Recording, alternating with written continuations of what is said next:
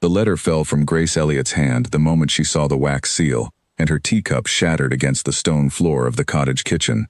It was not the sound of breaking porcelain that frightened her.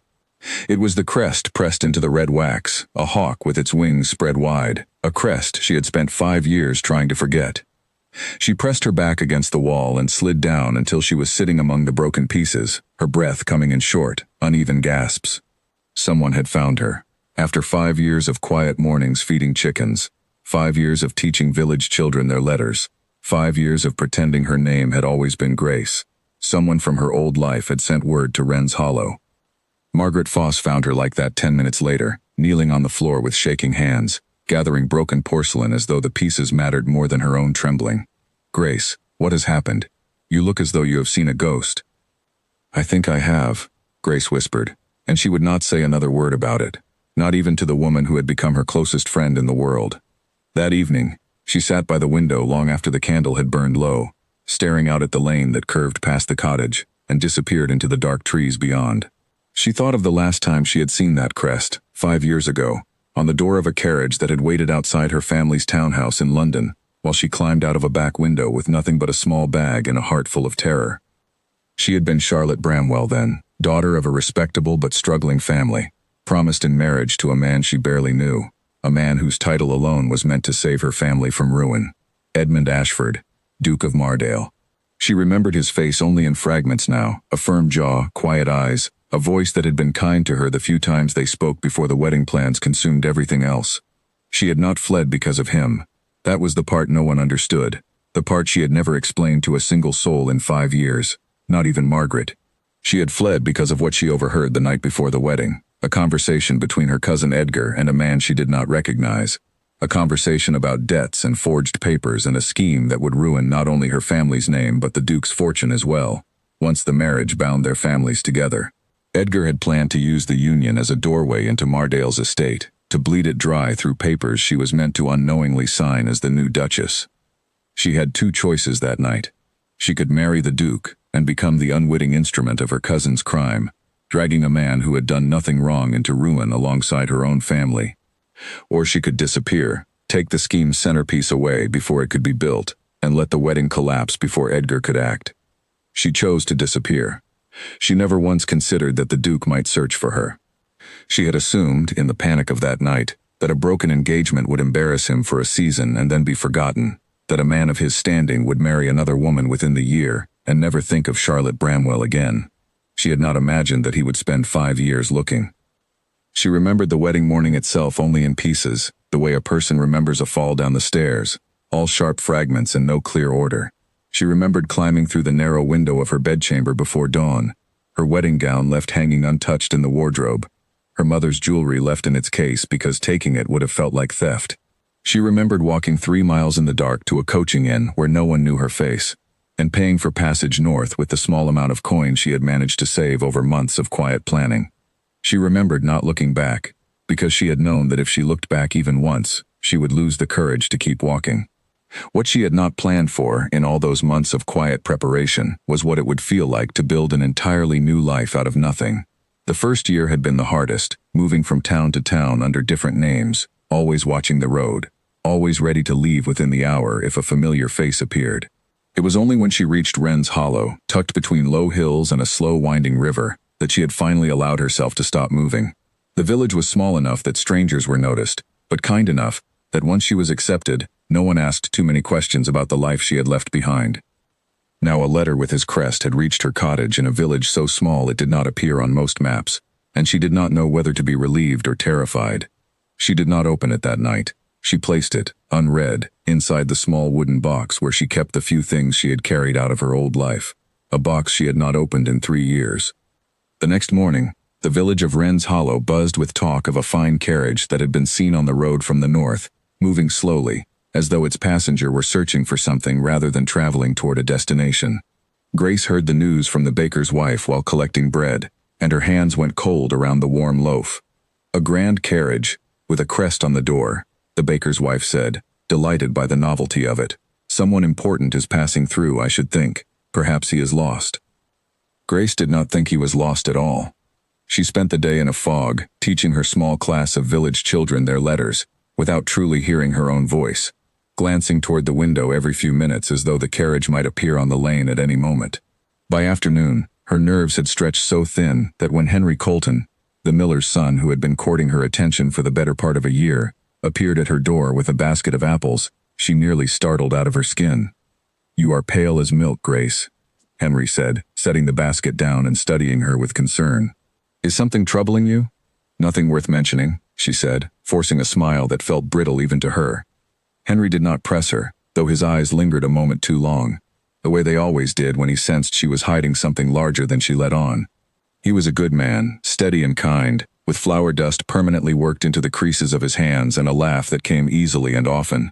In the quiet years of her exile, she had allowed herself to imagine a future with him, small and safe, far from anything resembling a crest or a title. He had spoken once, carefully, of a cottage nearer the mill, of a life built slowly and without complication, and she had let herself smile at the idea without quite agreeing to it, the way a person might admire a warm coat without yet being ready to wear it. "You will come to the harvest gathering on Saturday," Henry said now, more statement than question, setting a second, smaller basket of early plums beside the apples. "The whole village will be there. It would do you good to think of something other than whatever has put those shadows under your eyes." "Perhaps I will," Grace said, and this time her smile came a little easier, though it did not reach the place in her chest where the letter still sat, heavy and unread. But even as she smiled at him, some part of her mind was still turning over the sealed letter locked in the wooden box, and the carriage, somewhere on the road, drawing closer with every hour. She found herself glancing past Henry's shoulder toward the lane more than once, and she hated herself a little for it, for the way 5 years of careful peace could be undone by a single wax seal. That night, after Henry had gone and the cottage had fallen silent, Grace finally opened the box. She unfolded the letter with fingers that would not stop trembling, and read words that had clearly not been written by the Duke himself, but by whoever had been tasked with searching the countryside on his behalf.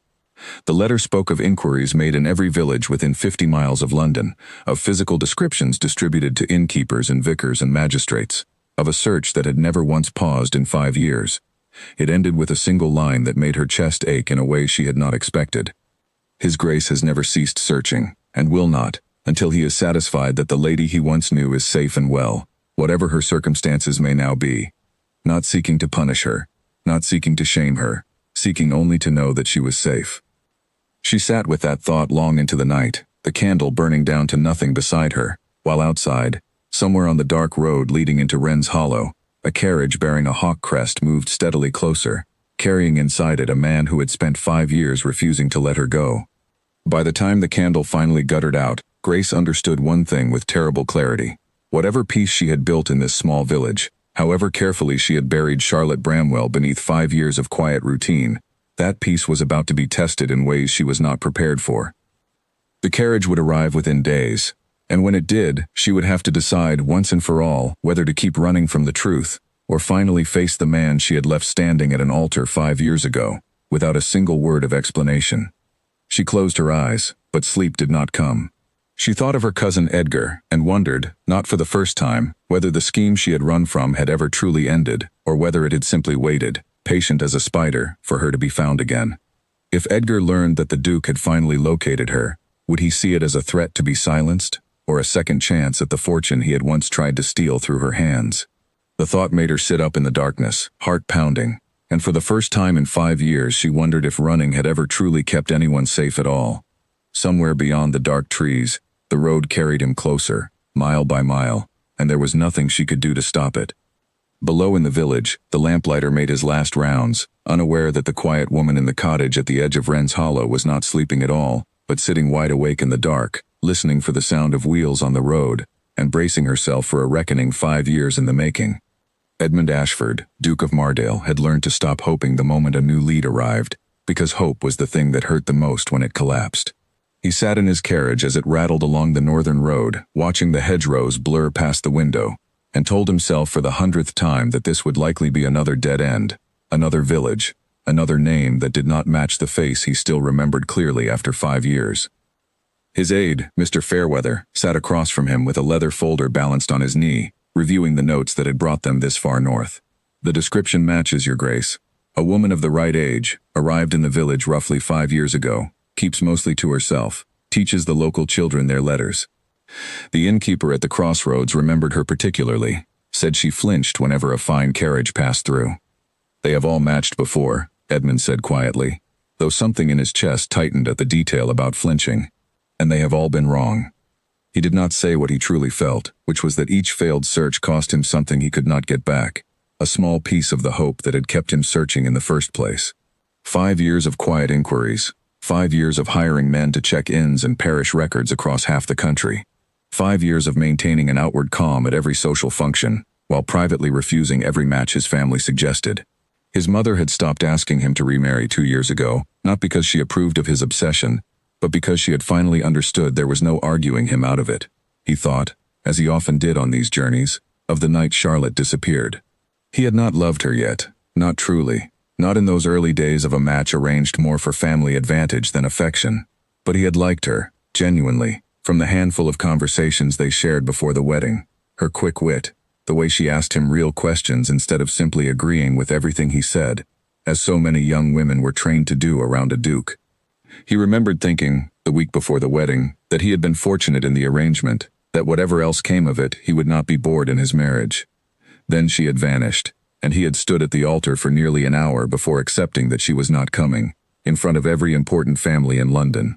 He remembered the particular quality of that silence, the church full of people who did not know where to look, the flowers wilting slightly in the heat, his own hands clasped so tightly behind his back that his knuckles had ached for days afterward. He had not moved from that spot until his mother finally came forward and took his arm, guiding him out through a side door reserved for tradesmen, because the front entrance was thick with onlookers who had come to witness a wedding and stayed to witness a disaster instead.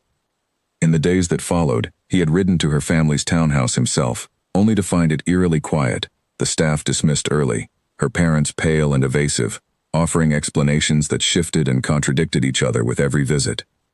Something had frightened them badly enough to abandon their own daughter's disappearance rather than pursue it openly, and that fact alone had convinced Edmund, even in the earliest days of his grief and humiliation, that there was more to the story than a runaway bride too frightened of marriage to go through with it. The scandal that followed had been fierce and immediate. Whispers followed him through every ballroom for a full season, some cruel, suggesting he had done something to drive her away, others merely curious, wondering what kind of woman would abandon a duke on her wedding day. He had endured all of it in silence, because the alternative, explaining that he did not know why she had left any more than they did, would have made him appear even more pitiable. It was only months later, quietly, through a private investigator he trusted, that he learned a fragment of the truth. Charlotte's cousin Edgar Bramwell had fled London around the same time, under suspicion of forged financial papers and debts owed to dangerous men. The timing was too precise to be coincidence. Edmund had begun to suspect that Charlotte's disappearance was not an act of cruelty toward him, but an act of protection, though protection from what exactly, he still did not fully understand. That single possibility, more than anything else, was what had kept him searching for 5 years, not wounded pride, not the scandal, the simple, stubborn hope that the woman he remembered had not abandoned him out of indifference, but had run from something far worse, and that somewhere, she was still waiting to be found, and finally understood. "There is a harvest gathering in the village this Saturday," Fairweather said, glancing up from his notes. "Your Grace could observe from a distance first, before making any approach. It would allow you to confirm her identity, without causing alarm, in case we are wrong again." Edmund considered this. 5 years of searching had taught him caution, because a clumsy approach in the past had sent 2 different women fleeing their homes in panic, mistaking his search for some kind of threat, and the guilt of that still troubled him. "Yes, we observe first. If it is her, I will not repeat old mistakes." There had been other leads over the years, each one raising his hopes before dashing them again. A woman in Kent who shared Charlotte's coloring but turned out to be a widow with 3 children, and no knowledge of London at all. A governess in Yorkshire who fled the moment his men approached, terrified she was being pursued for some unrelated debt, and who had to be tracked down again afterward simply to apologize for the fright caused. A seamstress in Bath whose employer swore she had lived in the city her whole life. A claim later proven true by parish records going back decades. Each disappointment had taught him patience, though patience had never once dulled the ache of hope renewed and then extinguished. His family had grown weary of the search long before he had. His younger sister, Lady Beatrice, had once accused him gently of chasing a ghost rather than living his life, and though the words had stung, he had not been able to argue with them. Because some nights, alone in the quiet of his study with Charlotte's portrait in his hands, he wondered the same thing himself. But the alternative, abandoning the search entirely and accepting that he would never know what became of her, had always felt like a betrayal of something he could not fully name, some promise he had made to himself if not to her. The carriage rolled on through the afternoon, past fields turning gold with the approaching harvest, and Edmund found himself, despite every effort to remain composed, watching the passing landscape with something dangerously close to anticipation. They reached the outskirts of Wren's Hollow as the sun began to lower, and Edmund instructed the driver to stop at the inn on the edge of the village rather than continue toward the center, where a grand carriage would draw immediate attention. He would need to move carefully now, quietly, gathering what information he could without revealing his identity or his purpose. The innkeeper, a stout woman with sharp eyes, greeted them with the particular blend of curiosity and caution that small villages reserved for wealthy strangers. Edmund introduced himself under a lesser title, a courtesy name he sometimes used when traveling privately, and asked careful, unhurried questions about the village and its residents over a meal he barely tasted. "There's a young schoolteacher lives at the edge of the village," the innkeeper offered eventually, once conversation had drifted naturally toward the local community. "Miss Grace Elliott. Keeps to herself mostly, though she's well liked. Teaches the children their letters and numbers. Quiet sort. Kind, though. Always the first to help when someone's ill." Grace Elliott. The name meant nothing to him, and everything, because a woman fleeing her old life would certainly not keep her old name. "Has she family nearby?" Edmund asked, keeping his voice carefully neutral. "None that anyone's ever seen. Arrived alone, 5 years back or so, if I recall right. Never spoke much of where she came from." The innkeeper's eyes sharpened slightly with curiosity. "Why do you ask, sir? Are you acquainted with her?" "A mutual friend mentioned her name to me once," Edmund said smoothly, the lie coming easier than he liked. "I merely wondered if it might be the same person." He excused himself soon after, claiming fatigue from the journey, though sleep was the furthest thing from his mind that night. He lay awake in the unfamiliar bed of the small inn, staring at the ceiling, turning over every detail the innkeeper had offered. 5 years. A woman alone. A different name. Kind to children. Quiet. Guarded. Unwilling to speak of her past. It matched too well to dismiss, and yet he had believed that before, twice, and been wrong both times. He would not allow himself to hope fully until he had seen her face with his own eyes. The next morning, Fairweather returned from an early walk through the village, with news that quickened Edmund's pulse despite every effort at composure. "I saw her, Your Grace. From a distance, outside the schoolhouse. I did not approach, as instructed, but I thought you should know at once." "And?" Fairweather hesitated, choosing his words with the care of a man who understood the weight of what he was about to say. "I could not be certain from that distance, Your Grace, but there was something in the way she stood, the way she watched the road as though waiting for something she feared. It reminded me of the portrait you carry." Edmund did not answer immediately. He had carried a small portrait of Charlotte for 5 years, tucked always in an inner coat pocket, worn soft at the edges from handling. He drew it out now and studied it in the morning light, the familiar painted face looking back at him, young and uncertain, painted only weeks before she vanished. "I want to see the harvest gathering for myself," he said finally, tucking the portrait away. "Tomorrow, when the whole village gathers. If she is there, I will know her the moment I see her face, no matter what name she now carries, or how many years have passed." He spent the rest of the day forcing himself through the motions of patience, walking the edges of the village at a distance, observing without approaching, gathering fragments of information from careful conversations with shopkeepers and passers-by who had no idea they were speaking with a duke. Every fragment added to the growing certainty in his chest, a certainty he had learned, painfully, not to trust until it was confirmed. That evening, as the sun set over the low hills surrounding Wren's Hollow, Edmund stood at the window of his room at the inn and looked out toward the schoolhouse at the far edge of the village, its windows glowing faintly with candlelight. Somewhere behind one of those small, ordinary windows, a woman was going about an ordinary evening, unaware that the man who had searched 5 years for her was close enough now to see the smoke rising from her chimney. Tomorrow, he told himself, he would know for certain. Tomorrow, at the harvest gathering, he would look into her face and finally learn whether 5 years of searching had led him to the truth at last, or whether he would have to begin the long search all over again, in some other village, under some other name, with hope wearing thinner each time it was disappointed. He thought again of Edgar Bramwell, the cousin whose disappearance had coincided so precisely with Charlotte's own. His investigators had lost Edgar's trail years ago, somewhere near the northern ports, and Edmund had always assumed the man had fled the country entirely to escape his creditors and whatever crime he had truly committed. But if Charlotte had settled in the countryside rather than fleeing abroad, it raised an uncomfortable question that Edmund had not allowed himself to consider fully until tonight. If Edgar ever learned that the Duke of Mardale had finally found her, would he see it as a danger to be avoided, or an opportunity he had been waiting 5 years to seize? Edmund resolved, standing there at the window, that whatever else happened tomorrow, he would proceed carefully. If the woman in the schoolhouse truly was Charlotte, he would not announce his presence to the whole village and risk exposing her to whatever danger had driven her into hiding in the first place. He would find a way to speak with her privately, to finally hear the truth from her own lips, and to decide together, rather than for her, what should happen next. He did not sleep that night either. He simply waited, watching the candlelight in the distant window flicker and finally go dark, and wondered what dreams, if any, troubled the woman who might, at long last, be the one he had never stopped looking for.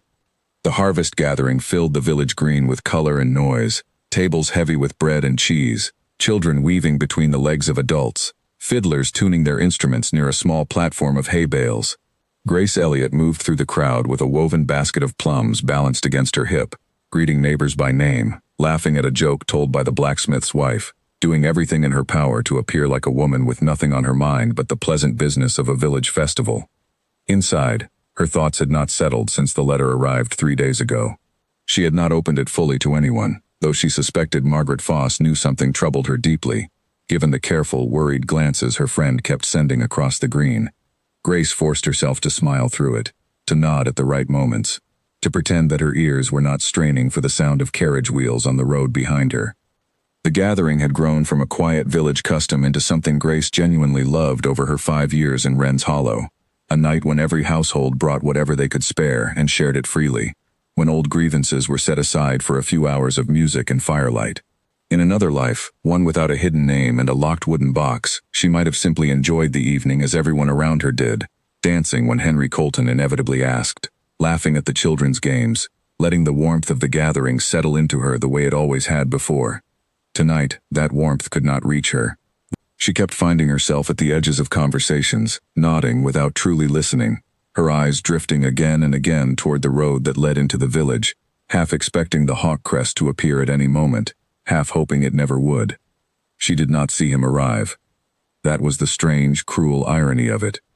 After 3 days of dreading a grand carriage rolling through the village with its hawk crest gleaming in the sun, the man she feared finally seeing arrived on foot, dressed plainly, indistinguishable at first glance from any gentleman of modest means passing through the countryside. He stood near the edge of the green, half in shadow beneath an old oak tree, watching the gathering with quiet, careful eyes. Grace felt him before she saw him, a strange prickling awareness crawling up the back of her neck, the same instinct that had once warned her, 5 years ago, that something in her cousin's conversation was deeply wrong. She turned, following the feeling, and her gaze landed on the man beneath the oak tree. The basket of plums slipped from her fingers and scattered across the grass. He was older than she remembered, the boyish softness she recalled from their brief courtship replaced by something harder and more weathered, a face that had clearly spent 5 years carrying weight it had not carried before. But it was unmistakably him, Edmund Ashford, the Duke of Mardale, standing not 30 feet away from her, in the middle of a village harvest gathering, watching the crowd with an intensity that suggested he was searching for something specific. For one terrible frozen moment, their eyes met across the green. Grace's entire body went cold. Every instinct screamed at her to run, to disappear into the crowd, to slip away through the trees and never look back, exactly as she had done 5 years ago. But her feet would not move. She stood rooted to the grass among the scattered plums, staring at the man she had left standing at an altar, and something in his expression told her, with terrible certainty, that he did not yet know who she was. He was searching the crowd, not staring at her specifically. His eyes moved past her once, then returned, narrowing slightly, studying her face with the careful attention of a man trying to match a memory against reality. She realized, with a rush of something between relief and fresh terror, that 5 years had changed her enough that he was not certain. She had a choice, standing there among the scattered plums. She could turn and walk away calmly, using the ordinary business of collecting her spilled fruit as cover, and hope he dismissed the resemblance as coincidence. Or she could stand her ground and risk everything on the hope that he might simply move on, One more face in a crowd of strangers. She chose the first option, because her legs finally remembered how to move. Kneeling quickly, she began gathering the scattered plums into her basket, using the motion to break the terrible eye contact, her hands trembling so badly that she dropped two of the fruits again before finally securing them. When she rose, she deliberately turned her body away from the oak tree, angling herself toward a cluster of village women near the bread table, inserting herself into their conversation with a forced brightness that felt paper-thin even to her own ears. "Grace, dear, you've gone quite pale," said Mrs. Alderton, the vicar's wife, peering at her with concern. "Are you unwell?" "Only a little tired," Grace managed. "The heat, I think." She did not dare look back toward the oak tree, though every nerve in her body remained fixed on that spot as though a physical thread connected them. She forced herself to remain among the women, nodding at conversations she barely heard, for nearly 20 minutes, before finally allowing herself a careful glance over her shoulder. He was gone. Relief flooded through her so suddenly that her knees nearly buckled, and she gripped the edge of the bread table to steady herself. Perhaps he had simply been a traveler passing through, resembling the Duke only because her frightened mind had conjured his face onto a stranger. Perhaps the letter and the carriage sighting had made her so anxious that she was seeing him everywhere now, a phantom born of guilt and fear rather than reality. She busied herself helping Mrs. Alderton arrange loaves along the table, grateful for the small, ordinary task, grateful for anything that kept her hands moving and her mind anchored in the present rather than spiraling backward into memory. She thought, briefly, of Henry, who had waved to her from across the green an hour earlier, his easy smile a small comfort even from a distance, and wondered whether she would ever be able to build the quiet life she had imagined with him, if the past kept insisting on walking back into her present uninvited. The fiddlers struck up a livelier tune, and a cluster of younger villagers moved toward the open patch of grass to dance, their laughter rising over the noise of the gathering. Grace allowed herself, for just a moment, to watch them, to imagine herself among them without the weight she carried, a woman with nothing more pressing on her mind than the next dance, or the last slice of pie. She almost believed it, until she turned to find him standing directly behind her. "Forgive the intrusion," he said, and his voice was exactly as she remembered it, low and measured, though there was a rough edge to it now that had not been there 5 years ago. "I do not mean to alarm you. I am a stranger to this village, and I confess I was struck by something familiar in your face. Might I ask your name?" Grace's heart hammered so violently she was certain he could hear it. Up close, there was no mistaking him, the same firm jaw, the same quiet, watchful eyes, though there were faint lines at their corners now that spoke of years spent in worry rather than ease. She forced her voice to remain steady, drawing on 5 years of practice at concealing exactly who she was. "Grace Elliott," she said, and the lie felt like swallowing glass. "I teach the village children. I am afraid I do not believe we have met, sir." Something flickered across his expression, too quick to name. Disappointment, perhaps, or renewed uncertainty. "Forgive me. You resemble someone I once knew, quite strongly. The likeness startled me." "A common enough occurrence, I should think," Grace said, forcing a light, dismissive tone even as her pulse roared in her ears. "Faces repeat themselves more often than people realize." "Perhaps." He studied her a moment longer, and she made herself hold his gaze, knowing that looking away too quickly would seem more suspicious than meeting his eyes directly. There was something almost gentle in the way he watched her, none of the accusation she had feared, only a kind of careful, aching hope that was somehow harder to bear than anger would have been. "You will forgive me if I seem overly curious. It has been a great many years since I last saw the woman you resemble, and I confess, the resemblance is remarkable enough to unsettle me." "I am sorry to have caused you any distress, sir," Grace said, and to her own surprise, the words were not entirely a lie. Seeing the toll 5 years had taken on him, the careful weariness in his face, stirred something in her she had spent a long time refusing to feel. "I hope you find the person you are searching for. So do I," he said quietly, and for a moment, something raw passed behind his eyes before he composed himself again. "Tell me, Miss Elliott, have you always lived in Wren's Hollow?" The question landed like a blow, precise and deliberate, and Grace understood in that instant that whatever uncertainty he carried, he was not a man who would simply walk away without testing his suspicion further. She thought quickly, drawing on the careful history she had constructed for herself over 5 years, details rehearsed so many times they came almost naturally now. "I came from the South some years ago," she said. "My family passed from illness, and I found work here as a teacher. It is not an unusual story, sir, I am sorry to say. Many find themselves rebuilding a life in villages such as this one. "No," he said quietly, and something in his voice made her chest ache in a way she did not want to examine too closely. "It is not unusual at all." A silence stretched between them, charged with something neither of them named aloud. Around them, the harvest gathering continued its noisy celebration, fiddles playing, children laughing, entirely unaware that two people standing quietly near the bread table carried a history heavy enough to crush them both. "I hope I have not offended you with my questions," Edmund said finally, and there was something in his expression, a weariness beneath the polite formality, that made Grace wonder, with a pang of guilt she had not expected, how much this search had cost him. "It has been a long journey, and I fear my nerves are not what they should be. Good evening, Miss Elliot." He bowed, formal and correct, and turned to walk back toward the edge of the green, disappearing gradually into the thinning crowd as the sun began to set behind the low hills. Grace stood frozen by the bread table long after he had gone, her hands still trembling around the handle of her basket. She had done it.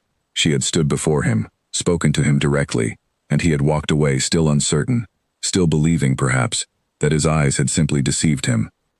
But she had seen the way he studied her face, the way his questions had probed carefully at the exact edges of her carefully constructed story. He was not a man who would let go of a suspicion easily, not after 5 years of searching. Whatever relief she felt in this moment, she understood it would not last. Margaret found her still standing there minutes later, her earlier worry replaced now with open curiosity. "Who was that man, Grace? I have never seen him before. He watched you rather intently, I thought, before he left." "No one," Grace said, forcing the lie past the tightness in her throat. "A stranger, passing through. He mistook me for someone else." Margaret studied her for a long moment, clearly unconvinced, but she did not press further, simply looping her arm through Grace's and guiding her gently back toward the gathering, chattering about the evening's festivities in an obvious attempt to draw her friend's mind away from whatever had shaken her so badly. Grace allowed herself to be led, smiling and nodding at the right moments, though her thoughts remained fixed on the oak tree at the edge of the green, now empty in the fading light, and on the man who had walked away from her twice now, once at an altar 5 years ago, and once tonight, still uncertain of who she truly was.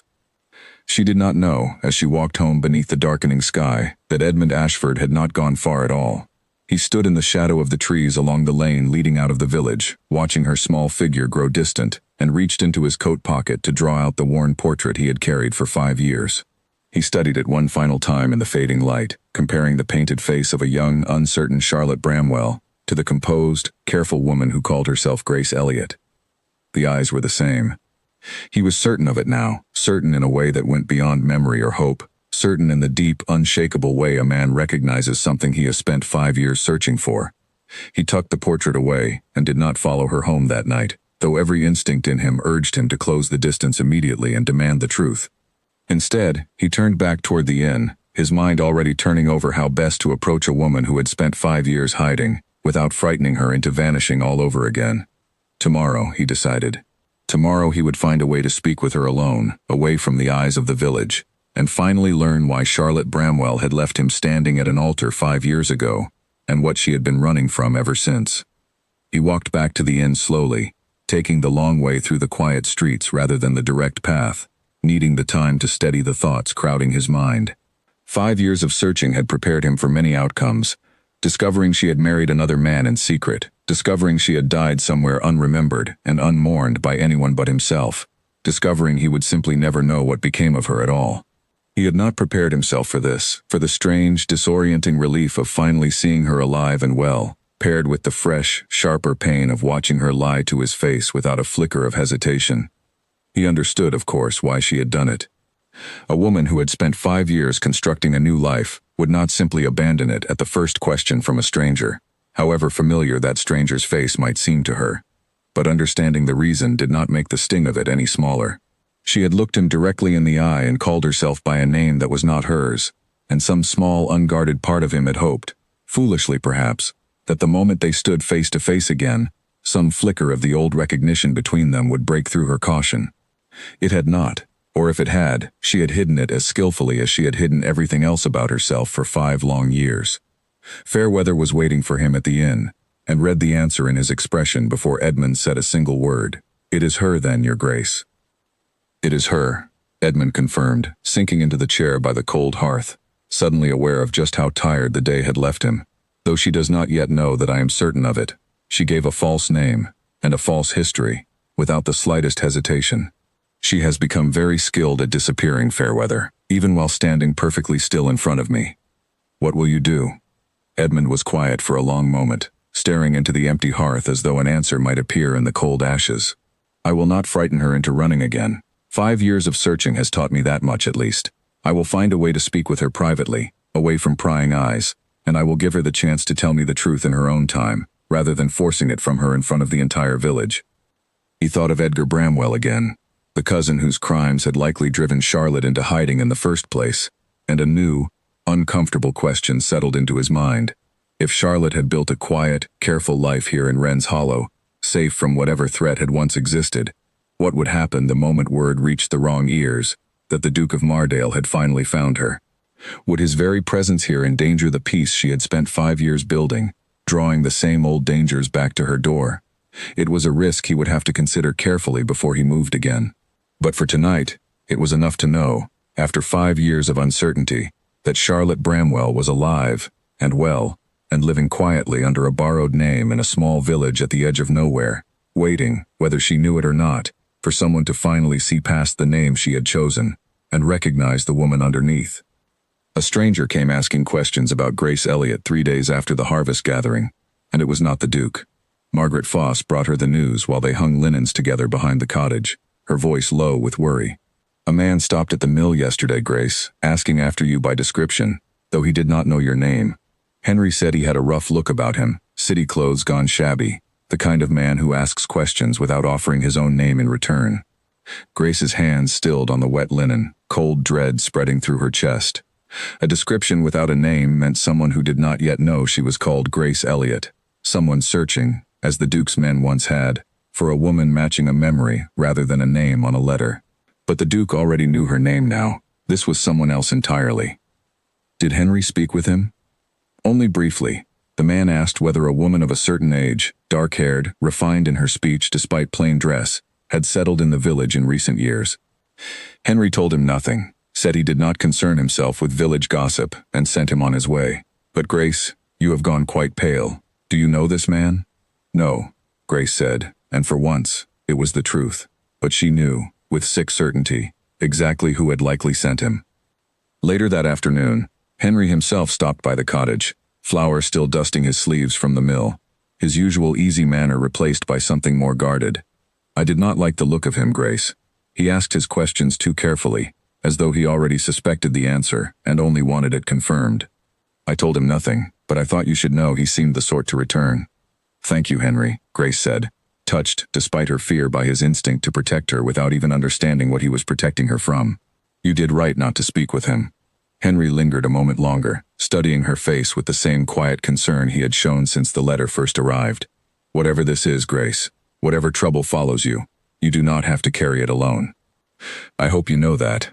She managed a small, grateful smile, though guilt twisted sharply in her chest at how little of the truth she had ever shared with him, even after a year of his steady kindness. I know, thank you. That night, she opened the wooden box again and drew out an old letter she had kept buried beneath the one from the Duke's investigators. A letter from 3 years ago, the last time she had heard even indirectly from her family. It had come through a solicitor, brief and businesslike, informing her that her cousin Edgar Bramwell remained a wanted man in London for forgery and fraud, his whereabouts unknown, his debts to dangerous men still unpaid. The solicitor had warned her, carefully, that should Edgar ever discover her location, she should consider herself in genuine danger, as a man cornered by his own debts might see an old family connection as either a source of funds or a liability to be silenced. She had buried that warning beneath years of quiet peace, allowing herself to believe that Edgar had either been caught or fled the country entirely, or simply lost interest in a cousin who had cost him nothing but a failed scheme 5 years old. Now, with the Duke's search bringing new attention to her hiding place, and a rough stranger asking careful questions at the mill, that old warning felt suddenly, terribly relevant again. If the Duke's search had drawn attention to Wren's Hollow, and word of that search had somehow reached Edgar, or reached men working on his behalf, then her carefully built peace was unraveling from 2 directions at once, and she did not know which threat frightened her more. She did not sleep well that night, And the following morning, exhaustion etched plainly on her face. She nearly walked directly into Edmund as she left the schoolhouse. "Miss Elliot." He steadied her with a light touch to her elbow, releasing it immediately. Correct and careful in every gesture. "Forgive me. I did not mean to startle you. You look unwell. Might I walk with you a moment? There is a matter I wish to discuss." Grace's instinct was to refuse, to invent an urgent errand, and disappear before he could press her further. But something in his expression, a genuine concern that seemed to reach beneath his careful formality, made her hesitate. And beneath her fear of him lay something else now, a fear of the stranger at the mill, a fear that had no name and no clear source, and against every instinct for self-preservation, she found herself craving the company of someone who, whatever else he might be, had never once threatened her. "A short walk then," she said. "I have lessons to prepare." They walked along the quiet lane behind the schoolhouse, the morning mist still clinging to the low hedgerows, and for a while neither of them spoke, the silence heavy with things unsaid. Grace kept her eyes fixed on the path ahead, acutely aware of the careful distance he maintained between them, close enough to speak quietly, far enough to give her no cause for alarm. It was, she thought, exactly the kind of consideration a stranger would not think to offer, and it unsettled her more than any direct accusation could have.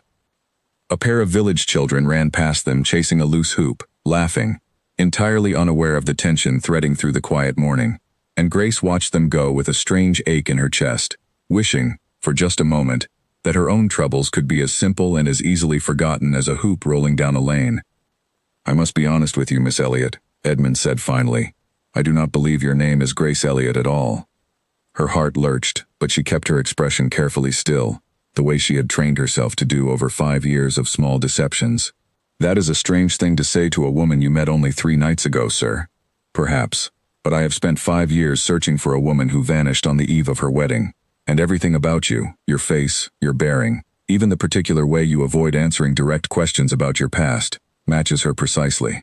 His voice remained gentle, without accusation, though there was an unmistakable steadiness beneath it, the tone of a man who would not be easily dissuaded. "I do not wish to frighten you, or expose you before the village. I only wish to understand why Charlotte Bramwell left me standing at an altar, and why she has spent 5 years hiding from a man who never wished her any harm." Grace stopped walking. For a long moment she said nothing at all, her mind racing through every possible denial, every careful lie she had rehearsed for exactly this moment. But looking at his face, weathered by 5 years of searching, patient even now when he had every right to demand answers immediately, something in her simply broke. "Not here," she said quietly, her voice barely above a whisper. "Not where anyone might overhear us. There is danger in this, Your Grace, more than you understand." Something shifted in his expression, sharpening with concern rather than triumph, as though her admission, however incomplete, mattered far less to him than the fear evident in her voice. "Danger from whom?" "My cousin," she said. "Edgar. The scheme he built around our marriage did not end when I disappeared. I have reason to believe men working on his behalf are searching for me even now, perhaps drawn here by your own search, whether that was your intention or not." Edmund's jaw tightened, and for the first time since their conversation began, something like anger flickered across his composed features, though she understood immediately it was not directed at her. "Tell me everything, Charlotte. Whatever danger threatens you, I intend to stand between it and you, whether or not you ever forgive me for the years I spent searching." The use of her true name, spoken aloud for the first time in 5 years, struck her with unexpected force, and she felt tears sting her eyes before she could stop them. "You have nothing to be forgiven for. I am the one who left you standing there, humiliated before all of London, without a single word of explanation." "I do not care about the humiliation," Edmund said, his voice low and fierce. "I never did. I cared only about knowing you were safe, and for 5 years I did not know even that much. Please, Charlotte, tell me what happened." They found a quiet spot beneath an old stone bridge at the edge of the village, hidden from the main road, and there, finally, 5 years of silence began to break. Grace, or Charlotte, as she allowed herself to be called for the first time in half a decade, told him of the conversation she overheard the night before their wedding, of Edgar's scheme to use their marriage as a doorway into Mardale's fortune, of the terrible choice she faced between marrying him and unknowingly ruining him, or disappearing and letting the wedding collapse before Edgar could act. Edmund listened without interrupting, his expression shifting through shock, then understanding, Then something that looked almost like grief for the years lost to a misunderstanding that need never have happened. "You could have told me," he said quietly, once she had finished. "We could have faced Edgar together, exposed his scheme before it ever touched our marriage. I was 1 in 20, and terrified, and my own parents had already been threatened into silence," Charlotte said, her voice trembling now with emotion she had suppressed for 5 long years. "I did not know if you would believe me, a woman you barely knew, accusing her own family of a crime on the eve of her wedding. I only knew that if I stayed, the scheme would proceed regardless of what I wanted, and you would be ruined alongside my family. Disappearing seemed the only way to stop it. And instead you spent 5 years alone, hiding, building a life under a false name, carrying this fear entirely by yourself." Edmund's voice had gone rough with something she could not quite name. "While I searched every corner of the country, never once suspecting that the woman I sought had sacrificed everything to protect me from a danger I did not even know existed." They sat in silence beneath the bridge for a long while after that, the weight of 5 lost years settling heavily between them, neither quite certain how to bridge a gap built on so much unspoken sacrifice and misunderstanding. But beneath the silence, something had shifted, a truth finally spoken aloud after 5 years of careful concealment, and with it, however fragile, the first thread of something that might yet be rebuilt. It was Charlotte who finally broke the silence, her voice steadier now. "The man who came to the mill asking questions. He did not know my name. If he is one of Edgar's men, he is still searching, which means we may have some small measure of time before he finds me here. But your grace, your presence in this village, however carefully you have moved, may have already drawn attention that could put not only me, but everyone here, in danger." Edmund's expression hardened with new resolve. "Then we will not wait for that danger to arrive uninvited. I will send word to my men in London tonight, and we will learn exactly what Edgar Bramwell has been doing these 5 years, and whether the man at the mill truly serves him. Whatever comes next, Charlotte, you will not face it alone again. That much at least I intend to see through." She looked at him then, really looked, past the title and the crest and the years of careful formality, and saw only a man who had spent 5 years refusing to give up on her, even when giving up would have been so much easier. Something in her chest, guarded and closed for 5 long years, began, cautiously, to open. As they finally rose to leave the shelter of the bridge, Charlotte paused, one hand resting against the cool stone. "Edmund," she said, using his name for the first time since the harvest gathering, testing the familiarity of it, after 5 years of silence. "If the village learns who I truly am, everything I have built here, the school, the trust of these people, could unravel in a single afternoon. Margaret does not know. Henry does not know. I have lied to everyone who has shown me kindness these 5 years. Then we will decide together how much they need to know, and when." Edmund said, "You are not required to hand over the whole of yourself to satisfy anyone's curiosity, mine included, before you are ready. I have waited 5 years, Charlotte. I can wait a little longer for the rest, so long as I know you are no longer facing it alone."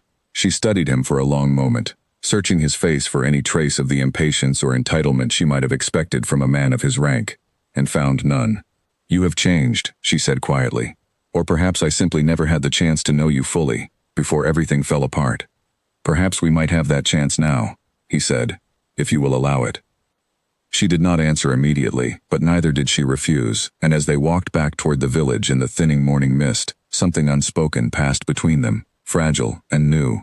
A small bridge being rebuilt over 5 years of silence, one careful step at a time. But even as hope flickered between them beneath the quiet stone bridge, neither of them yet knew how close the danger already was, or how little time remained before it arrived at the edges of Wren's Hollow, uninvited and unannounced. The man returned to Wren's Hollow 2 nights later, and this time he did not stop at the mill to ask careful questions. He came directly to the edge of the schoolhouse grounds after dark, and it was only sheer chance that Edmund happened to be walking the lane nearby, having taken to patrolling the village quietly each evening since Charlotte's confession beneath the bridge. Edmund saw the figure first, a rough silhouette moving along the fence line toward the schoolhouse with the deliberate care of a man who did not wish to be seen. He recognized immediately, from Fairweather's description, the shabby city clothes and the wary, watchful posture of a man used to skulking rather than walking openly. He did not call out. Instead, he followed at a careful distance, staying low along the hedgerow, his heart pounding with a fear sharper than anything he had felt in 5 years of fruitless searching. If this man reached Charlotte's cottage before Edmund could intervene, Everything they had only just begun to rebuild might be destroyed in a single terrible night. He thought, moving quietly through the darkness, of every precaution he had taken since learning of Edgar's possible involvement, the letters sent to his most trusted men in London, the quiet arrangement made with the village constable to watch the roads leading into Wren's Hollow, the careful patrols he had walked himself each evening, rather than trust the safety of the woman he loved to chance alone. None of it felt like enough now, watching a stranger's silhouette creep toward her darkened cottage in the dead of night, and he cursed himself silently for not insisting she stay somewhere better guarded, closer to the inn, where he might have kept a more constant watch. The stranger moved with the practiced care of a man who had done this sort of work before, pausing every few steps to listen, keeping to the shadows cast by the hedgerow rather than the open moonlit lane. Edmund matched his pace, matched his caution, every instinct honed by 5 years of chasing false leads and careful investigations, now bent entirely toward the single purpose of reaching Charlotte's door before this man did. The stranger reached the cottage and paused at the low garden gate, studying the dark windows for a long moment before trying the latch. Edmund moved quickly then, closing the distance between them before the man could push the gate open. "You will find nothing of interest here," Edmund said, his voice carrying a cold authority that stopped the man mid-motion. "Turn around and explain yourself, or I will summon the village constable and let him ask the questions instead." The stranger spun around, startled, one hand dropping instinctively toward his coat pocket before seeming to think better of it upon getting a clear look at Edmund's bearing, the unmistakable confidence of a man accustomed to being obeyed. "I meant no harm, sir. I was only looking for lodging, and thought this cottage might be an inn." "A poor lie, and poorly delivered," Edmund said. "I know why you are here. Edgar Bramwell sent you, did he not, to find the woman he once tried to ruin?" The name struck its target visibly. The stranger's composure cracked, fear flickering across his face before he attempted, too late, to school his expression back into innocence. "I do not know that name, sir." "Then you will not mind accompanying me to speak with the constable, so that we might clear up the confusion together." The man bolted.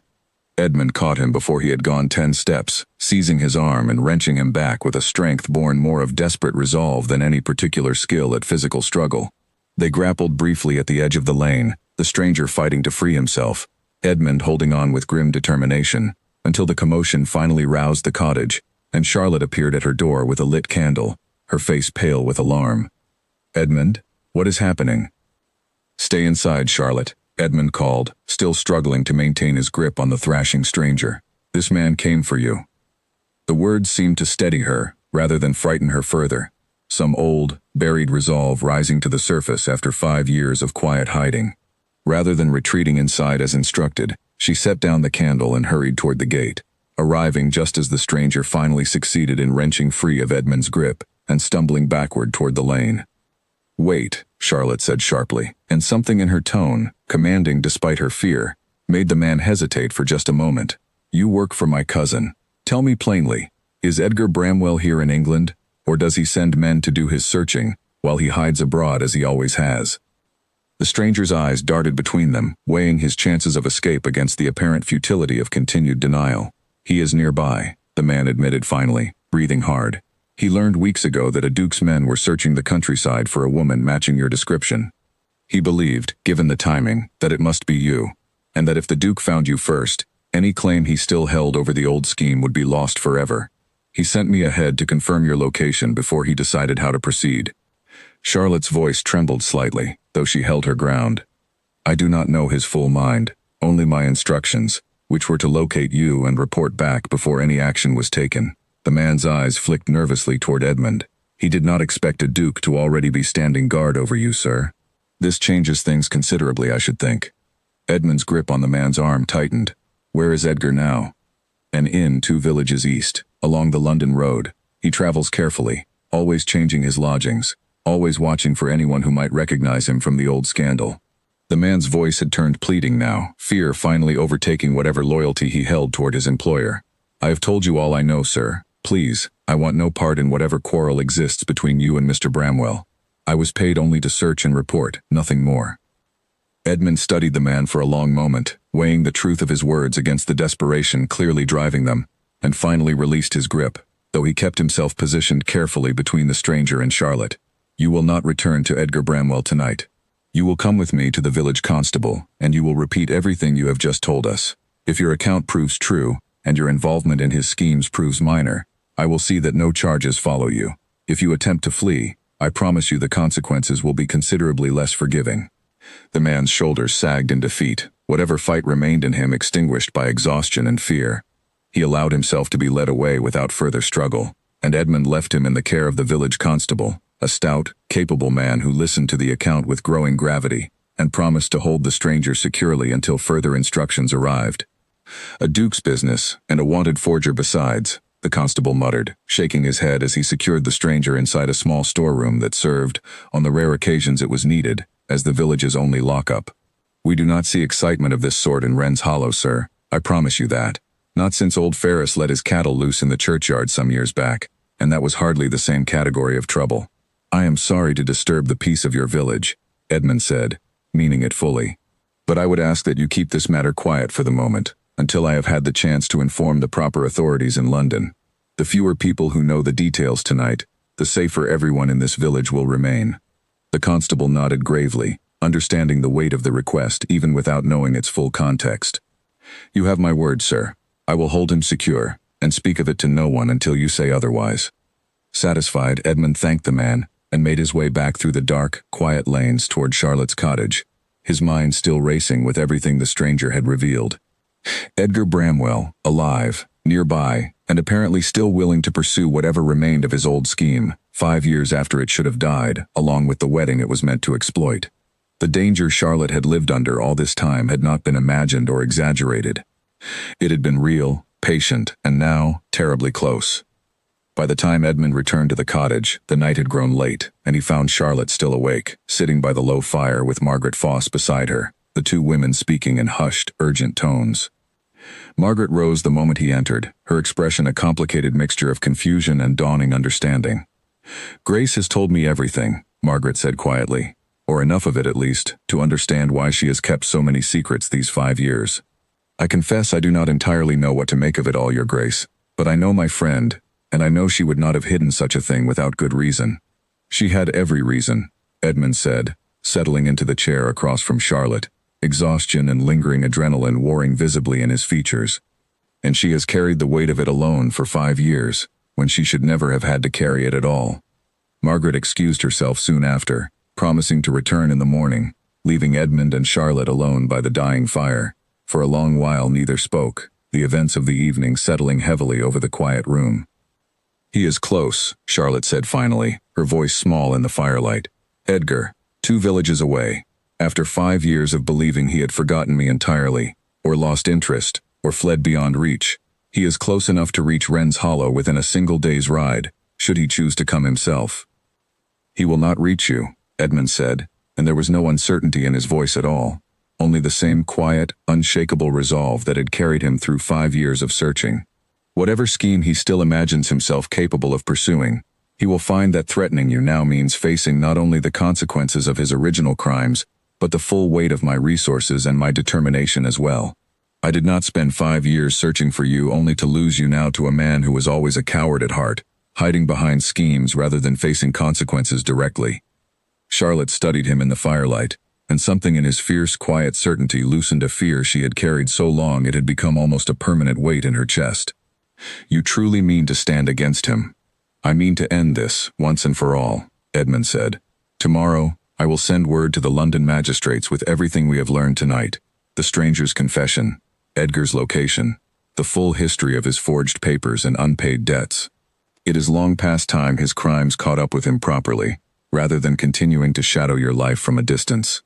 And if he comes here himself, before the magistrates can act, then he will find a village prepared for him, and a duke who has no intention of losing you a second time," Edmund said simply. Charlotte felt something crack open in her chest at those words, 5 years of careful, guarded distance finally giving way to something she had not allowed herself to feel since the night she fled her own wedding. She had spent so long believing that loving him, or allowing herself to be loved by him, would only ever endanger them both. Sitting here now, watching him defend her home, with the same fierce determination that had carried him through 5 years of searching, she began to understand that perhaps the danger had never come from loving him at all, only from facing it alone. "I never stopped thinking of you," she admitted quietly, the words coming slowly, painfully, after 5 years of silence.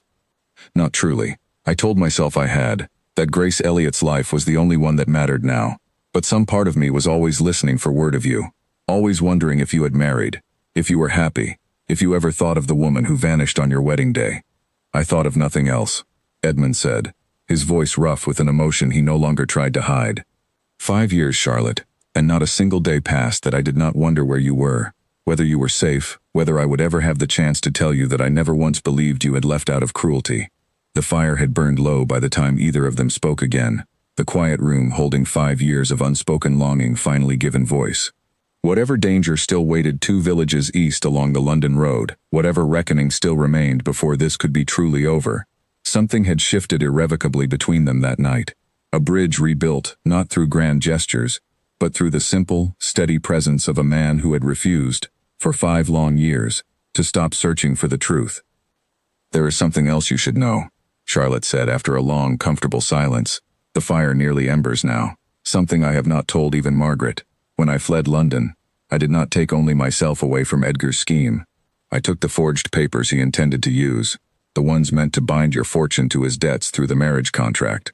I have kept them hidden all these years, in the same box where I kept your investigator's letter. I did not know what else to do with evidence that would prove his crime so completely, and I feared that surrendering them to any authority might reveal my own location in the process. Edmund straightened, something sharpening in his expression. You have had proof of his forgery this entire time. Locked away, yes. I told myself I was protecting the evidence, but I think, in truth, I was also protecting myself, afraid of what might happen if I ever had to explain how I came to possess such papers in the first place. She rose and crossed to the small wooden box on the shelf beside her bed, drawing it down and setting it on the table between them.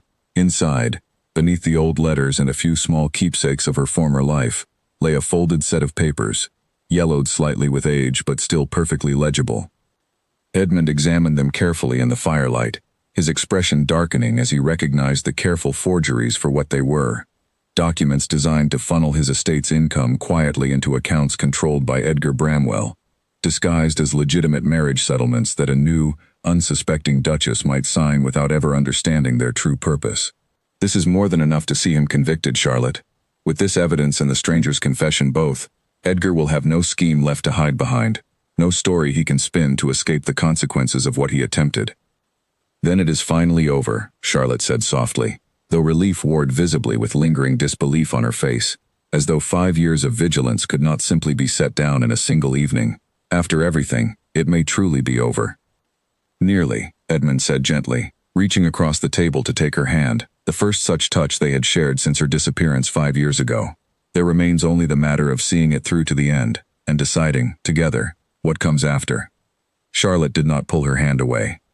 Instead, she let it rest within his, feeling the warmth of a connection she had denied herself for 5 long years, and for the first time since fleeing her own wedding, she allowed herself to imagine a future that did not require hiding, running, or carrying every burden entirely alone. Outside, the village of Wren's Hollow slept on, unaware of how close danger had come to its quiet lanes that night, and unaware, too, of how close 2 long-separated hearts had finally come to finding their way back to each other. Edgar Bramwell was arrested 6 days later at the inn 2 villages east, exactly where the frightened stranger had said he would be found, and the news reached Wren's Hollow not through gossip or rumor, but through a formal letter delivered directly to Edmund's hand by a rider sent from the London magistrates. Charlotte read the letter twice before she allowed herself to believe it fully. The forged papers, combined with the stranger's sworn confession and testimony from the magistrate's own investigators, who had quietly pursued Edgar's trail for years without ever locating him themselves, had proven more than sufficient. Edgar would face trial for forgery and fraud, his schemes finally exposed after 5 years of shadowed pursuit, and the threat that had shaped every quiet decision of Charlotte's exile was, at last, formally ended. It is truly finished, she said, sitting across from Edmund at the small table in her cottage, the letter trembling slightly in her hands, though whether from relief or lingering disbelief, she could not entirely say. 5 years, and it ends with a letter delivered by a tired rider on a Tuesday morning. Endings rarely announce themselves as grandly as we expect, Edmund said, watching her carefully, searching her face for the true weight of what this moment meant to her. How do you feel, Charlotte? She considered the question seriously, turning it over as she had turned over so many fears and calculations these past 6 days. Lighter, she said finally. as though I have been carrying a stone in my chest for 5 years without ever quite noticing its weight, and only now, with it finally gone, do I understand how heavy it truly was. The village learned the fuller truth in careful stages over the following weeks, guided gently by Charlotte herself, rather than forced upon them by rumor or scandal. She told Margaret first, the whole story this time, unguarded and complete, and wept when her closest friend responded not with judgment or betrayal, but with fierce, immediate embrace, and the simple declaration that nothing about the truth changed the woman Margaret had come to know and love these 5 years. Mrs. Alderton, the vicar's wife, took the news with characteristic practicality, declaring over tea that she had always suspected there was more to quiet Miss Elliot than met the eye, and that a woman who could teach unruly village children their letters, with such patience, clearly possessed more courage than most gave her credit for. The baker's wife, ever fond of a good story, could scarcely contain her delight at discovering a real duchess had been living among them unnoticed for 5 years, and spent the better part of a fortnight recounting the tale to every customer who passed through her shop, embellishing details with each retelling, until Charlotte gently had to correct several increasingly fantastic rumors that began circulating about secret duels and midnight escapes across the channel. Not everyone in the village received the news with equal warmth. A few of the older residents muttered about deception and false names, uncertain whether to trust a woman who had lived among them under a fabricated history for half a decade. Charlotte bore their quiet suspicion with patience, understanding it as the natural cost of secrets kept, however necessary those secrets had once been. Slowly, over the following weeks, even the most skeptical among them softened, watching how little had actually changed in her daily kindness toward the village, how she continued teaching the children with the same gentle patience, continued helping neighbors through illness and hardship with the same quiet generosity she always had, whether her name was Grace or Charlotte. Henry Colton took the news harder, as Charlotte had feared he might, though not for the reasons she expected. He did not seem angry that she had deceived him about her name or her past. He seemed, instead, quietly heartbroken at the realization that the quiet future he had imagined building with her had likely never truly been hers to give, not while her heart remained tethered, even unknowingly, to a duke she had left standing at an altar 5 years ago. "I suspected there was someone else," Henry admitted, standing in her doorway one evening not long after the truth had settled fully over the village. "Not another man, precisely. Something else, a part of you that never quite arrived here with the rest of you, however hard you tried to make Wren's Hollow your whole world." "I am sorry, Henry," Charlotte said, and meant it deeply, aware of how much unearned kindness he had offered her over the past year, kindness she had accepted without ever being able to fully return it. "You deserve someone who can give you the whole of her heart, without any part of it still tangled in an old life she never finished untangling herself from." Henry nodded slowly, accepting this with more grace than she had expected, though sadness lingered plainly in his expression. "I hope he understands what he nearly lost, and what it cost you to protect him from a distance all these years. Not every man would have kept searching so long, Grace. Charlotte, I should say. I suppose I shall have to grow accustomed to your true name now." He left that evening with quiet dignity, and though their friendship would never again hold the possibility it once had, Charlotte was grateful, in the weeks that followed, that it did not collapse entirely into bitterness, but settled instead into something gentler, the kind of mutual respect that sometimes survives even a love that was never quite meant to be. Edmund remained in Wren's Hollow through the autumn, staying at the village inn, rather than pressing Charlotte toward any hurried decision about their future, understanding, with the same patience that had carried him through 5 years of searching, that trust rebuilt slowly held far more strength than trust demanded too quickly. They walked together often along the same quiet lanes where their reunion had first taken careful, tentative shape, speaking of everything they had missed in 5 years apart, and slowly, carefully, rebuilding the foundation that Edgar's scheme had once threatened to destroy before it could ever properly begin. He learned, in those quiet autumn weeks, all the small details of the life she had built without him, the way she preferred her tea weak and only barely sweetened, the particular patience she showed with the slowest of her young students, the small garden behind her cottage where she grew herbs she had taught herself to cultivate from an old book borrowed from the vicar. She, in turn, learned of the 5 years he had spent searching, not only the formal investigations and hired men, but the quieter details, the way he had kept her portrait always within reach, the countless social engagements he had endured while privately refusing every attempt at matchmaking, the nights spent poring over reports from villages that ultimately led nowhere. They spoke, too, of the future in careful, unhurried terms, neither wishing to rush toward promises before the foundation between them had been properly tested by ordinary days, rather than only crisis and revelation. Edmund attended the Harvest Gathering's autumn counterpart, a smaller festival marking the last gathering before winter settled over the village, and danced with Charlotte openly for the first time before the whole of Wren's Hollow, drawing knowing smiles from Margaret and careful, curious glances from villagers still growing accustomed to the idea of a duke among their ordinary autumn festivities. It was Charlotte, in the end, who raised the question neither of them had yet dared to voice directly, on a cool evening in late autumn as they walked past the old stone bridge where the truth had first broken free between them. "What happens now, Edmund? You cannot remain in a village inn indefinitely, however patient you have been these past weeks. You have an estate, responsibilities, a family who must wonder what has become of you these many months." "My family knows exactly where I am, and precisely why," Edmund said, a faint smile touching his features for the first time in their conversation. "My mother, in particular, has written no fewer than 6 letters demanding to know when she might finally meet the woman who kept me searching for 5 years, and whether she should begin planning a wedding or simply resign herself to my permanent residence in the countryside." Charlotte laughed, a genuine, unguarded sound that felt unfamiliar after so many years of careful restraint. "Your mother sounds formidable. She is considerably less frightening than the prospect of losing you a second time," Edmund said, and the humor faded from his expression, replaced by something far more earnest. He stopped walking, turning to face her fully in the fading autumn light. "Charlotte, I do not wish to rush you toward any decision you are not ready to make. You have spent 5 years building a life of your own choosing, and I will not be the kind of man who arrives after all this time and expects you to simply fold yourself back into a role you never finished choosing for yourself. But I love you. I have loved you, I think, since long before I understood what that word truly meant. And 5 years of searching only taught me how deeply that love had rooted itself, whether I acknowledged it or not." Charlotte felt tears rise, unbidden, blurring the familiar lane around them. "I fled our wedding once already, Edmund. I do not know if I have the courage to stand before an altar again, even for you." "Then we need not stand before any altar at all, if that is not what you wish," Edmund said gently. "I am not asking for a duchess, Charlotte. I am asking for you, whatever shape our future together takes. If that means a quiet life here in Wren's Hollow, away from London's scrutiny, I will build it with you gladly.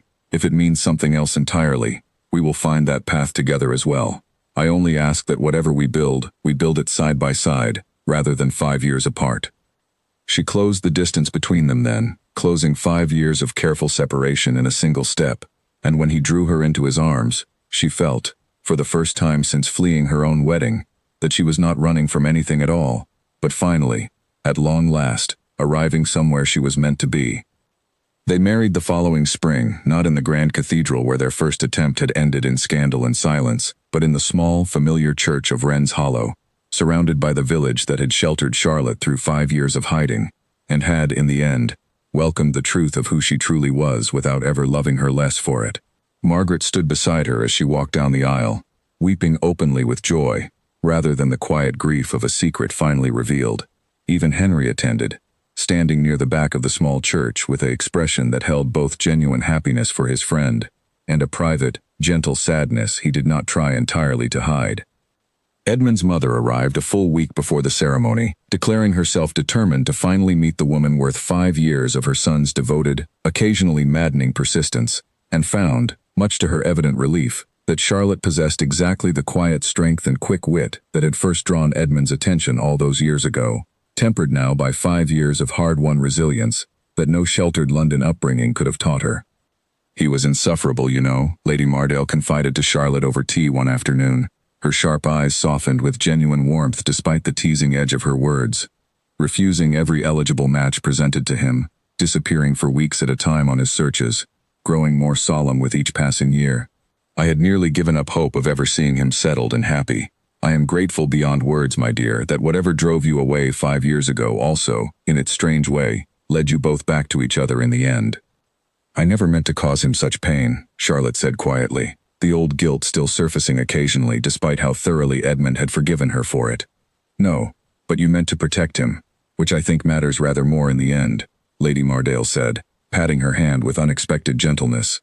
"A woman willing to sacrifice her own comfort and reputation to shield a man she barely knew from ruin is exactly the sort of woman I always hoped my son might find, though I confess I never imagined the finding would take quite so many years. or quite so many worried letters from me demanding explanations he refused to give. The wedding day itself dawned clear and bright, unusually mild for early spring, as though the countryside itself had conspired to offer its blessing on the occasion.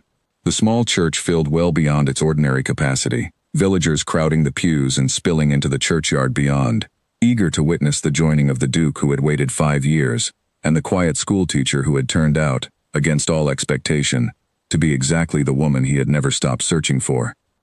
They chose to divide their time between Edmund's estate and a smaller property near Wren's Hollow, a compromise that allowed Charlotte to remain close to the village and the friends who had become her family during her years of hiding, while still embracing the responsibilities and connections of the life she had once fled. She continued teaching the village children through the following years, though now she did so as the Duchess of Mardale rather than a quiet schoolteacher hiding behind a borrowed name, and the children of Wren's Hollow grew up knowing her simply as a kind, patient teacher who happened, in a detail that fascinated them endlessly, to also be married to a real duke. Edgar Bramwell stood trial that winter and was convicted on every charge brought against him, his schemes finally, permanently ended by the very evidence Charlotte had carried in secret for 5 years, evidence that had once felt like a burden and ultimately became the instrument of justice long overdue. Charlotte did not attend the trial, choosing instead to let the matter close quietly and finally behind her, though she felt, on the day the verdict reached her by letter, a peace settle over her chest that 5 years of careful hiding had never fully allowed. Standing at the window of the cottage she still kept in Wren's Hollow, now used only for quiet visits rather than permanent hiding, Charlotte watched the familiar lane stretch out toward the low hills beyond the village, the same lane where a hawk-crested carriage had once threatened to unravel 5 years of careful peace, and where instead, against every fear she had carried, it had finally brought her home. Edmund found her there that evening, his hand settling warm and familiar over hers where it rested against the windowsill. "What are you thinking of?" "How strange it is," Charlotte said softly, "that the very countryside I once fled to in order to hide from everything I feared, became the place where I finally found everything I had ever truly wanted. I spent 5 years believing that safety meant staying hidden, staying small, staying apart from the world that once threatened to destroy me. I never imagined that safety might instead mean being fully known and loved regardless." Edmund pressed a gentle kiss to her temple, and together they watched the sun set over the hills that had sheltered her through 5 long years of exile, the same hills that now, finally, welcomed her home not as a woman in hiding, but as a woman fully, completely found.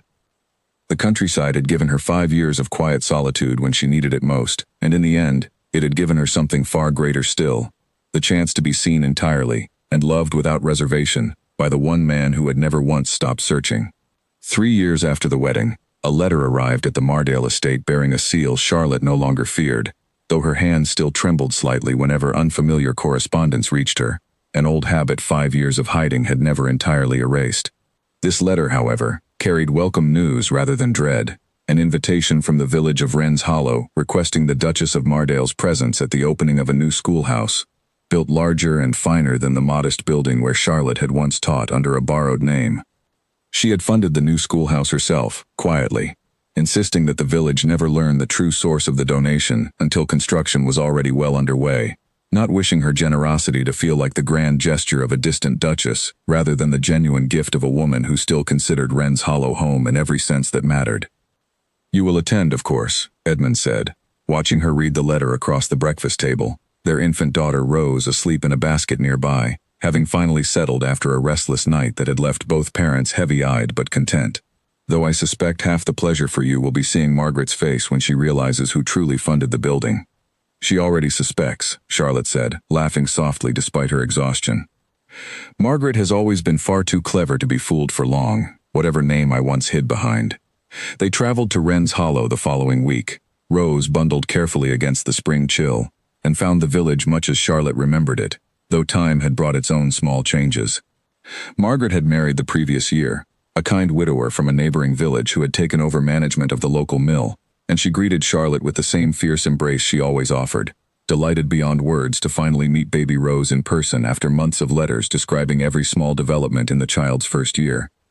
Henry Colton had married as well, a sensible, warm-hearted young woman from a nearby farm, and he greeted Charlotte and Edmund with genuine, uncomplicated warmth that spoke of old wounds long since healed into something gentler. "You look well, Your Grace," he said to Charlotte, using the title with easy familiarity now rather than the awkward formality he had struggled with in the early days after the truth first emerged. "Motherhood suits you. And marriage suits you, Henry," Charlotte replied, genuinely glad to see the contentment evident in his face. "I am happy for you truly."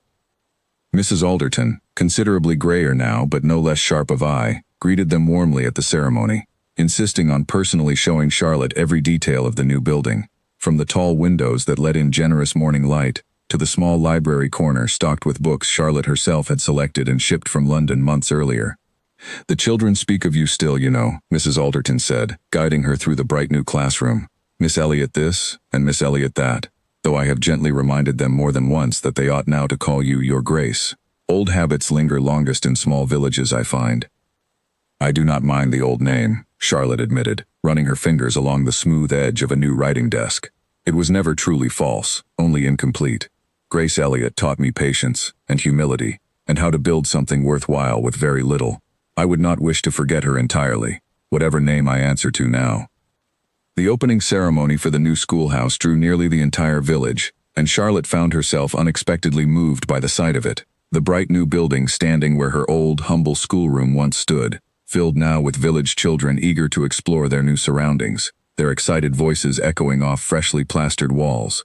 She had spent 5 years teaching those same lessons in a building far more modest, hiding her true identity behind chalk dust and careful lesson plans, and standing now in this new space as herself, fully known and fully welcomed. She felt a completeness that even her wedding day had not quite matched. One of her former students, now nearly grown and apprenticed to the village blacksmith, approached her shyly during the celebration, his hand still bearing the calluses of his new trade. "You taught me my letters, Miss Elliot, Your Grace, I mean. I never forgot it. I can read now well enough to manage the smithy's accounts myself, and my master says I have a sharper head for figures than any apprentice he has trained before." Charlotte felt tears prick at her eyes at the simple pride in his voice, a reminder that whatever grand titles now attached themselves to her name, the quiet work of those hidden years had mattered too, had shaped lives in ways no scandal or secret could diminish. Edmund watched her from across the room as she knelt to speak with a small, shy girl clutching a new slate, and felt again the same quiet gratitude that had settled into him permanently since the day he finally found her. Gratitude not only for the woman she had become, but for the 5 years of searching that had, in the end, led him to understand love, not as an easy inheritance of comfortable circumstance, but as something built deliberately, patiently, through every difficult choice along the way. That evening, after the ceremony concluded and most of the village had returned to their homes, Charlotte and Edmund walked once more along the familiar lane that led past the old stone bridge, Rose sleeping soundly against her mother's shoulder, the spring evening mild and fragrant with the first blooms of the season. "Do you ever regret it?" Edmund asked quietly, as they paused near the bridge where their reunion had first taken proper shape. "The 5 years, I mean. All that time hidden away, alone, before I found you." Charlotte considered the question seriously, as she always did when he asked it, understanding that some quiet part of him would likely always carry the weight of those lost years, however thoroughly they had both moved forward since. "I regret the loneliness of it, and the fear," she said finally. "I regret that you carried 5 years of uncertainty, because of choices I made in a single terrified night. But I do not regret Wren's Hollow itself, or the life I built here, however temporary it turned out to be. This village taught me who I truly was, apart from any title or family name, and I think, in a strange way, I needed that before I could fully become your wife, rather than simply the frightened girl who fled her own wedding." Edmund considered this, watching the last light of evening fade over the low hills that had sheltered her through 5 years of exile. "Then perhaps I owe this countryside a debt of gratitude as well, however much it once kept you from me." "Perhaps you do," Charlotte agreed, smiling as Rose stirred softly against her shoulder, small fingers curling instinctively around the edge of her mother's shawl, "though I think, in the end, it was never truly the countryside that brought us back together, however much credit the villagers might give it. It was simply that you never stopped searching, long after any reasonable man might have given up entirely." "I could not give up," Edmund said simply, "not while some part of me still believed you were out there, waiting to be found." Rose stirred fully awake at that moment, blinking up at the darkening sky with the wide, unguarded curiosity of a child encountering the world for the first time, and reached one small hand toward her father, who took it gently, his large fingers curling protectively around hers. "Someday," Edmund said, watching his daughter's small fingers grip his own. "We shall bring her here properly, and tell her the whole of it. How her mother once vanished into this countryside to protect a man she barely knew, and how that same countryside, 5 years later, gave him back everything he thought he had lost." "She will think it a very strange bedtime story," Charlotte said, smiling as she watched father and daughter together in the fading light. A duke chasing rumors across the countryside for 5 years, all for a schoolteacher who taught village children their letters under a name that was never truly hers. "I think she will find it a rather wonderful story," Edmund said, "once she is old enough to understand what it truly cost, and what it ultimately gave us both." Charlotte leaned into him then, Rose settled comfortably between them, and for a long moment the three of them simply stood together at the edge of the old stone bridge, watching the first stars emerge properly over the hills of Wren's Hollow. The village that had once hidden her, protected her, and finally helped guide her back into the arms of the man who never stopped searching, now held instead a new and gentler purpose, a place they would return to again and again in the years ahead, not out of necessity or fear, but out of genuine, unhurried love for the quiet countryside that had shaped them both so profoundly. They stood together at the old stone bridge a while longer, watching the stars begin to appear over the hills, 3 lives now woven together, where once there had been only a single frightened woman fleeing into an uncertain future. The village of Wren's Hollow had given Charlotte 5 years of quiet refuge when she needed it most, and it continued now to hold a permanent place in the family she and Edmund had built together, a reminder that safety and love, once thought impossible to hold at the same time, could indeed exist together, patiently, faithfully, for those willing to wait as long as it took to find their way home. As they finally turned to walk back toward the inn where they would spend the night before returning to the estate the following morning, Charlotte glanced back once more at the new schoolhouse standing bright and proud at the edge of the green, its windows glowing warmly in the deepening dusk, and felt, for the first time in longer than she could remember, that every piece of her scattered, hidden life had finally settled into a single, whole, and thoroughly happy place. Behind them, Wren's Hollow settled into its familiar evening quiet, unaware that the woman who had once vanished into its countryside for 5 long years had, in the end, given the village something far greater than her quiet presence among them. She had given it proof, lasting and undeniable, that even the longest separations, born of fear and sacrifice, could still find their way, eventually, toward a homecoming worth every year of waiting.